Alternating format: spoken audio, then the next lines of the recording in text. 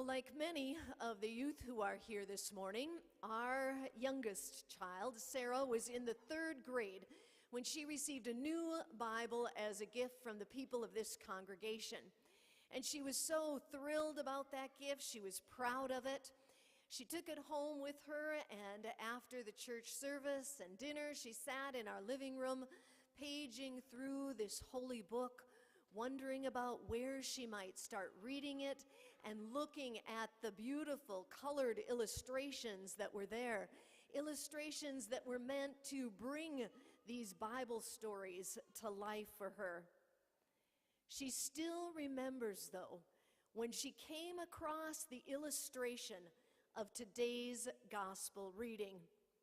There was Jesus, she was shocked to see, looking angry with this whip in his hand, violently turning over tables and sending people and animals in his path scurrying away in fear. This was not the Jesus she had come to know. And she was confused about this, thinking maybe it was some kind of error in the printing of her new Bible. And so she brought it to her mother, looking for some kind of explanation. Did this really happen? She wanted to know. And why would Jesus act out in such an angry way? Well, most of us are familiar enough with this Bible story that it no longer shocks us the way it did Sarah, but her question is still a good one for us. Why is Jesus so angry, and why is he acting like this? This isn't just raise your voice kind of angry. This is destruction of property, civil disobedience kind of angry. Jesus and his disciples had just come from a wedding at Cana in Galilee. They were walking through Capernaum, and they ended in Jerusalem, where it was their plan to celebrate the Passover. The Passover is that great ritual remembrance of the Jewish people, commemorating how God had acted in their history to set them free from their slavery and suffering in Egypt, in order that they might be free people, free to live in God's promise and providing. It was quite a scene as Jesus and his disciples walked into the courtyard of the temple that day.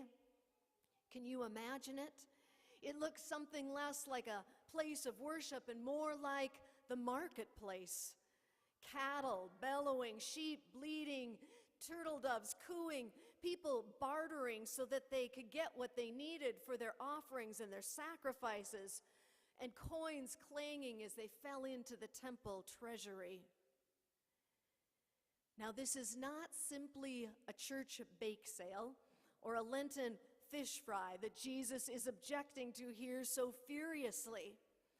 All of this activity, this buying and selling, it was essential to the functioning of the temple. The temple was understood to be that place on earth where the presence of God resided among God's people. The offerings and the sacrifices that were made at the temple, they were made in order to acknowledge and give tribute to God, certainly, but also to influence God, to act in one's favor and to forgive wrongdoing. The temple tax, it had to be paid in temple coinage. No graven image could be on coins that were offered at the temple, and so that's why these money changers were there. They were necessary. And because sacrificial animals, according to the scriptures, had to be without blemish, well, that is why sellers of sacrificial animals were necessary. The religious leaders of the temple were working hand in glove with the Roman Empire, who occupied this land and oppressed the people that the God of the Exodus had acted to free and to save. Taxes and surcharges were added by the money changers and the animal handlers, and they gouged the poor while they filled the coffers of the Roman Empire. This commercialization of worship meant that those who couldn't afford the cost were unable to worship God. God's presence, God's power were for sale for those who could afford it, and that those proceeds then went to support an oppressive government. And all of this made Jesus very angry. Jesus is angry here with a system that seems to say that God's goodness and God's presence can somehow be bought and sold. You and I, we live in a commercial, consumeristic culture that seems to say to us that the good life is something that we can purchase. We're bombarded with messages that claim that lots of money will buy us products that can make us happy and content and esteemed. Over $150 billion are spent every year to fill every available space with advertising to make us feel that we are somehow less or inadequate without the product that's being promoted. And yet study after study has shown that people who value material aspirations and organize their lives primarily around material goods, making more money and having more of the right kind of stuff, they also experience decreasing happiness and life satisfaction. As we focus more and more on material gain, both as individuals and as a culture, our concern for the well-being of others decreases, our care for the earth diminishes, and anxiety increases. Last week, those of us who are making our way through the Lenten Faith Practices study focused on food. And we listened to the author Sarah Miles speak about her home community of San Francisco. She said that each day people come to the food pantry at her church, people who struggle with food insecurity. They're wondering if they'll have enough to make it through dinner that night. They wonder, if I buy a cup of coffee at 5 a.m. before I get on the bus to head to work, will I have enough by the end of the day to feed my kids? Other people in San Francisco, foodies, she calls them, they obsess over food, about eating purely organic and locally grown everything. Can kale save us, she asks. Either way, for both the food insecure and the food obsessed purist, she says, it's pretty bad for your soul. Consumerism has so invaded our psyche, our way of approaching the world, that it's even affected our spirituality, how it is that we expect to know and experience God.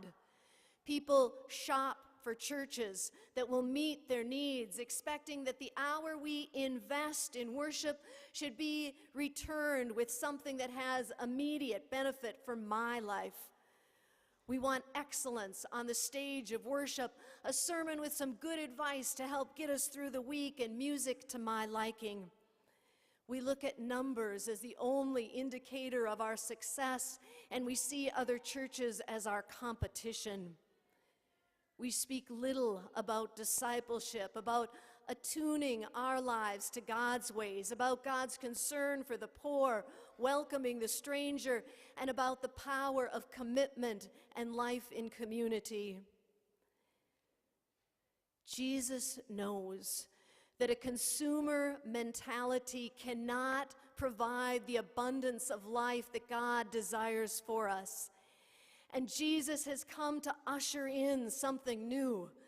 Jesus has come to turn the tables, not just in the temple that day, but on this entire system that says we can buy what is good in life, that we can buy a right relationship with God. In Jesus, the marketplace is being replaced by God's grace. God will no longer be in the accounting business where sacrifices or offerings can be exchanged for God's favor.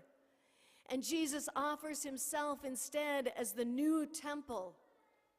No longer is God's presence confined to a place on earth, but it's embodied in the person and the spirit of Jesus.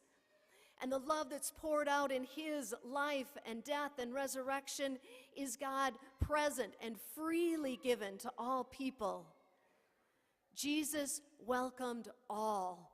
No barriers or limits to who can come into God's presence. God will not be reduced to something that we can earn or achieve or consume. Rather, it's only as we confess our need for God's providing and grace that we begin to know and experience God's abundance. It seems to me that it's been a particularly rough few weeks for our community. Even on a good week, it can take all of the energy we can muster some days just to do what life requires of us. Relationships, even with the people that we are closest to, can be difficult, and it isn't always easy to see what the best course of action is. Even more, we cannot ignore how fragile life is.